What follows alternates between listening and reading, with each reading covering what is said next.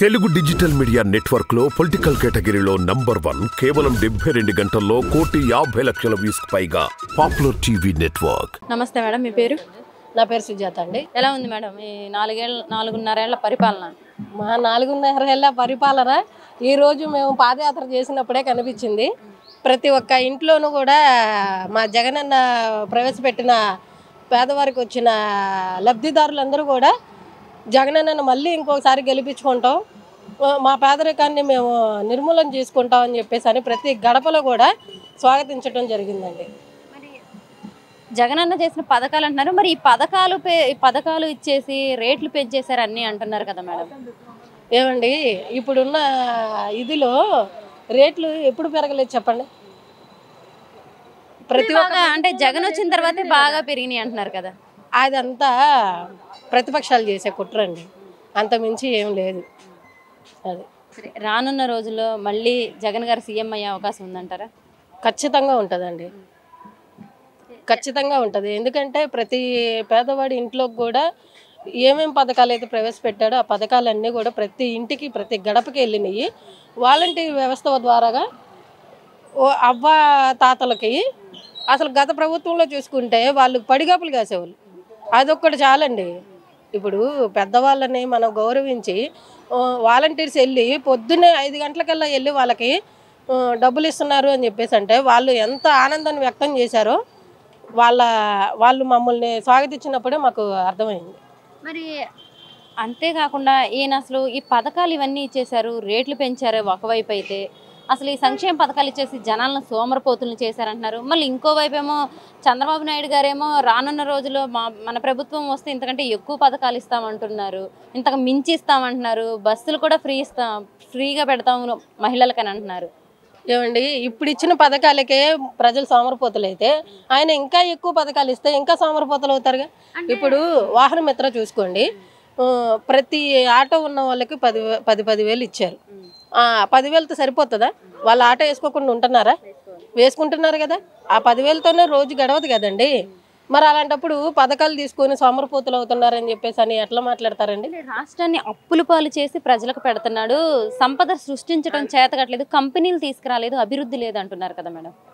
అభివృద్ధి అనేదండి ఆటోమేటిక్గా వస్తూనే ఉంటుంది. పథకాలు ఇచ్చేయటం వలన అభివృద్ధి అనేది కుంటుపడలేదండి. ఎక్కడైనా చూసుకోండి, మనకి రోడ్లు ఎంత పెద్ద వేశారు అనేది మనకు అక్కడ అర్థమవుతుంది. అభివృద్ధి ఎక్కడ ఆగింది అనేది మా క్వశ్చన్ అండి. ఏ విషయంలో అభివృద్ధి ఆగింది? ఉద్యోగాలు లేవు అంటే జగన్ వచ్చిన తర్వాత ఉద్యోగాలు లేవు యువతకి. రేపు రానున్న రోజుల్లో కూడా మనకంటూ ఒక రాజధాని లేదు, ఐటీ కంపెనీలు రాలేదు. మరి ఐటీ కంపెనీలు రాకపోతే ఇప్పుడు చదువుకునే పిల్లలందరూ యువత అంతా ఎటు వెళ్ళిపోవాలి అని చెప్పేసి అడుగుతున్నారు కదండి. అసలు ఐటీ రంగాలు వచ్చే సూచనలు అసలు ఇక్కడ లేవు కదండి. గత ప్రభుత్వం అసలు ఈ ఐటీ రంగాల్ని తీసుకొచ్చే ఇది ఎక్కడా కూడా పెట్టలేదండి. ఇప్పుడు మా జగనన్న ఇప్పుడు వరకు చేసినవి కాకుండా ఇక ముందు వచ్చే రోజుల్లో పరిశ్రమలను తీసుకొస్తారు. ఖచ్చితంగా చదువుకున్న ప్రతి ఒక్కరు కూడా ఎక్కడికి వెళ్లకుండా ఇక్కడే జాబ్ చేసుకున్న పరిస్థితులు అయితే తీసుకొస్తారండి. మరి మీరు జగనన్న గారే అంటున్నారు, మరి 14 ఏళ్ళు సీఎం చేశారు చంద్రబాబు నాయుడు గారు. ఆ 14 ఏళ్లలో ప్రజలకు ఏం చేయలేదంటారా? ఏం చేశారు ఏం చేయలేదు అనేది వాళ్ళ విచక్షణకే వదిలేస్తున్నామండి. మరి ఆయనేమో మేము ఇంతకంటే ఎక్కువ పథకాలు ఇచ్చాం ప్రజలకు అంటున్నారుగా మేడం. మీరు ఒక మహిళగా మీకు ఏమైనా పథకాలు వచ్చినాయా? ఏ పథకాలు రాలేదండి. పథకాలు ఇచ్చామని డప్పు కొట్టుకుంటే చాలదండి. పెద్దవాళ్ళని రోడ్ల మీద నుంచోబెట్టి వాళ్ళకి పెన్షన్ ఇచ్చే కార్యక్రమం ఎంత మాత్రం చేశారనేది ఒక్కటి మేము క్వశ్చన్ చేస్తున్నామండి. ఈరోజు ప్రభుత్వం వాళ్ళని గౌరవించి ఇంటికి వెళ్ళి వేతనాలను ఎట్లా ఇస్తున్నారనేది అదొక్కటి మాత్రం మేము చెప్పగలుగుతున్నామండి. అదొక్కటి చాలండి గత ప్రభుత్వానికి ఈ ప్రభుత్వానికి ఉన్న తేడా.